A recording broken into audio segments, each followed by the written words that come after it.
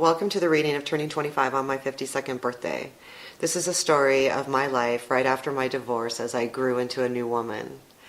Please comment any questions on the video below. I'll get back to them as soon as I can.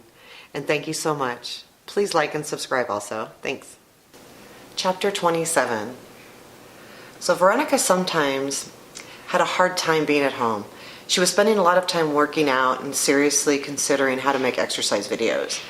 She felt like she needed to do something that she could truly excel at and at the same time receive some positive attention. She continued to try to get sexual attention and affirmation from men. What she really needed was to receive positive attention from doing the right thing. She was actually considering eventually doing some motivational speaking. She definitely has a magnetic personality. Why not try? This could be incorporated with her exercise videos. There were two things that she had not done much of in her marriage. One was dance, and the other was writing. These were things that she had done as a young person, and the things that made her feel the best about herself. When she was a teenager, she wrote poems almost every night. It always helped her get through emotional times, or times when she felt a lack of control. Dancing was the one thing she absolutely felt that she was good at, and it released all her anxieties and thoughts. It was like a drug to her. She was so excited to get this back in her life. While she may not have been taking dance classes and doing performances, she was letting loose with herself, listening to music and moving again, but she really needed to start taking some dance classes. Veronica also spent time trying to figure out her tarot cards. She had this total fascination with them, especially since she bought this new deck of cards at the psychic fair. While she was at the fair with her daughter, she met an absolutely amazing tarot card reader and psychic. She just seemed so right on, and Veronica felt a very nice connection with her. Veronica and her sister also tried to get together on Friday nights so they could have sister time. Talking and usually drinking some beer. They enjoyed tasting different beers. Colorado is home to many craft beers. Her daughter and her usually spent time together during the week.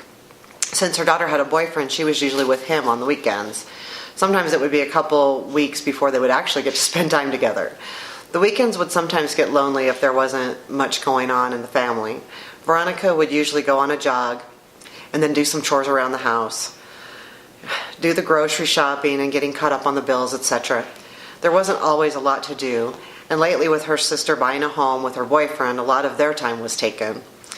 There were times that she really wanted to have someone special in her life, a man to do things with, but most of the time she so enjoyed being able to do whatever she wanted, whenever she wanted. It was a catch-22.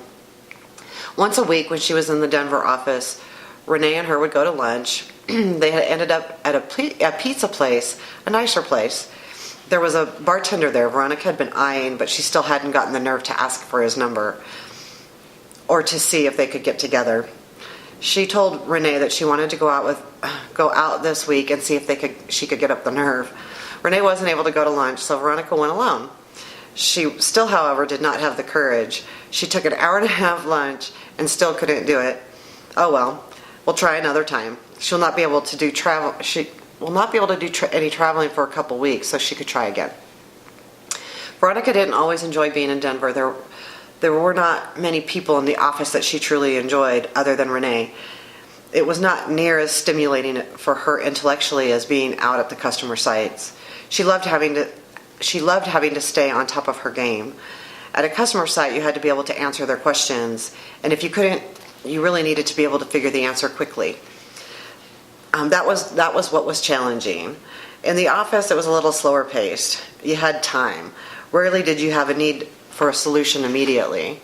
Her and Renee planned to have lunch so that she could go hit up on the pizza joint and see if she could coax the bartender into a date or something.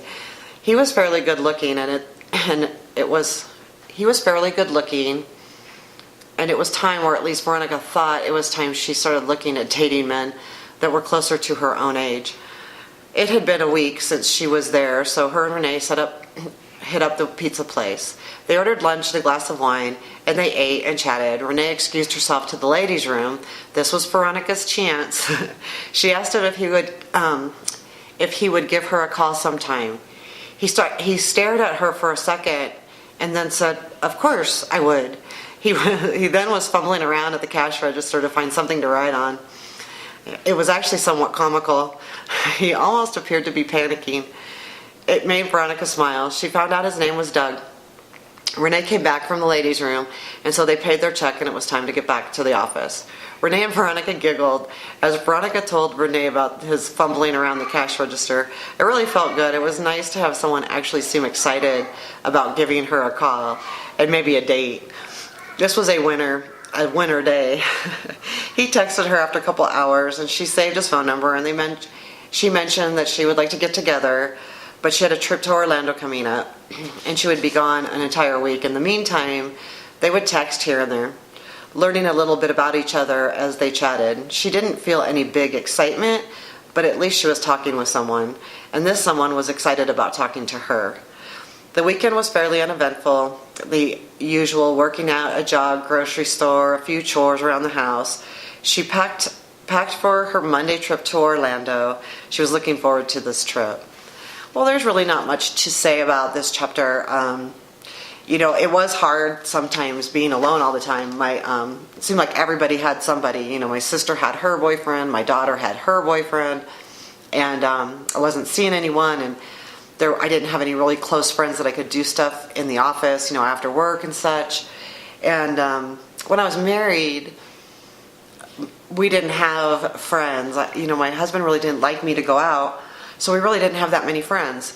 So, it was more, I didn't, so I really, and I still really don't. I had some friends in Sacramento a little bit. It's just kind of sad sometimes, I think that that's why I need a job where I'm out of the house and meeting people. Things were coming around, but it was hard sometimes. I'd get really lonely, and not lonely for a man, just lonely in general. But at the same time, I'm a pretty good, I'm a person that can really do her own thing too. I love working on my puzzles, or now it's painting, and I can keep myself pretty occupied alone. I've always done it my whole life, so it's not. But every once in a while, you just need someone to talk to. So that was chapter 27. Thanks.